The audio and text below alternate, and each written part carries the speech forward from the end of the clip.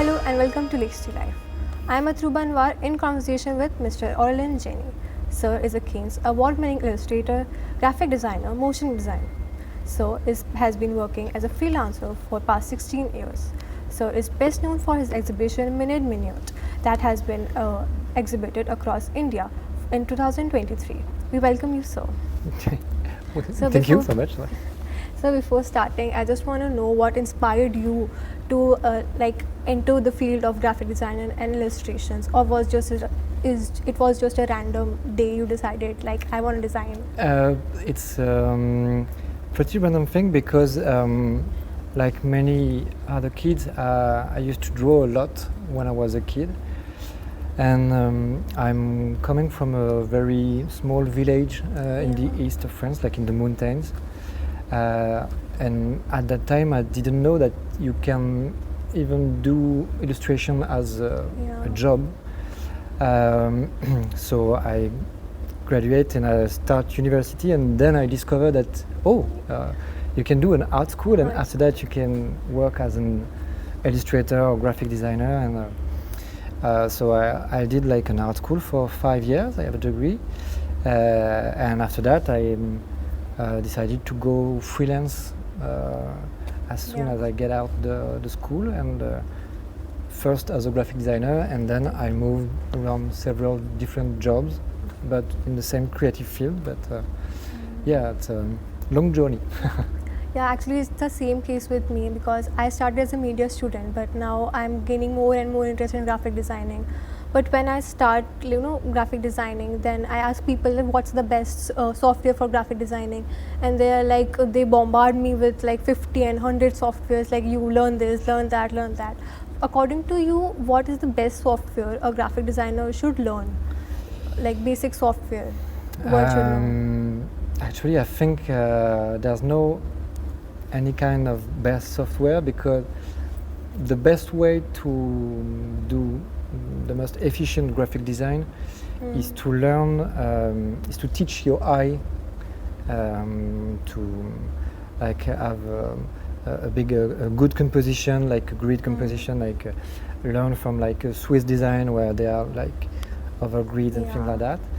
And after that, if you know the rules of graphic design, of how an eye can go through a page of a book or to a screen, if you know that, I think the tool, you can do whatever the tool you use. Maybe you use, I don't know, Adobe InDesign or Illustrator, or maybe Canvas, or maybe anything like that. I think the tool is not so much important. In some project you have to have the real right tool. So it's like more perspective is important than the tool. Exactly, yeah. Okay.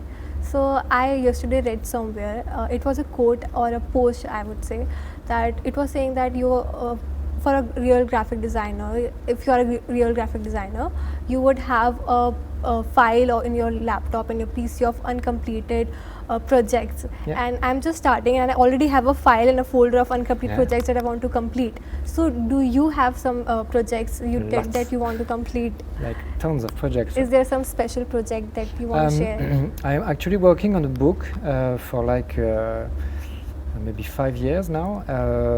A book around about ADHD, and I have some hearing issues and hearing problems. So about ADHD and my hearing problems, and I want to illustrate everything in that to be more. I want people that they can understand this problem. So it's like a long-term project. I work on it like for 2 weeks. After that, I keep that in the drawer for 6 months, and I go back to it. And I think maybe like in 10 years I will. You work on it in portions. Yeah, exactly. So my last question, it's like we have an elephant in a room, that's AI, and everyone in the world has different opinion about it, whether in content field or design field. And do you consider AI as a friend of a graphic designer or a foe of a graphic designer? I think there's two parts in this question. I think the first part is the condition where AI is mostly a stealing project. So to enhance AI language and to make a lot of different composition and things like that, they have to learn a lot about other people's works. So it's basically stealing, but knowing that, you almost can't do anything about it because it's here.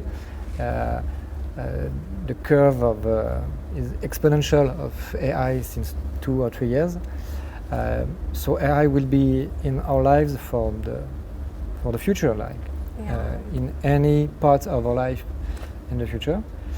So you can be angry about it. You can say, "Oh, that's stealing." That's okay, but after doing that, part of our life now. It's here. So yes, it's made by some maybe like the ugliest people in the world that always think about making money with stealing and something. But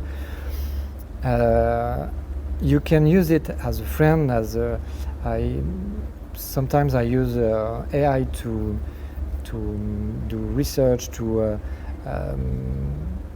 I have maybe like my world is only in 2D, so I try to make some 3D versions of my illustration with AI. So I know that I'm stealing some render from other people. You artists. explore AI instead of being like afraid of like stealing jobs and everything. So but I'm not doing that in a commercial way. So I'm just doing that in a research, and after that maybe this 3D version of my 2D illustration could be great. Now let's ask a real 3D artist to do this kind of thing with other things in my work. So you have to learn and really keep interest in AI because it's flying like. It is here to stay. Yeah, and some people will lose their jobs because of AI. And I have the same example for at the beginning of the century when stock photos platform appeared. All photographers were like afraid. I don't have job anymore. And but like for 3 or 4 years, every agency in the world used just stock images and get images. And about that time, everything seems to be similar. So let's ask a real photographer to do a shooting with us. And so I think real artists will still be there, and real artists matching their time will be there, and maybe with the help of AI. So it's actually a friend and your enemies, but frenemies. Yeah, find your exactly, and you have to find the middle point too.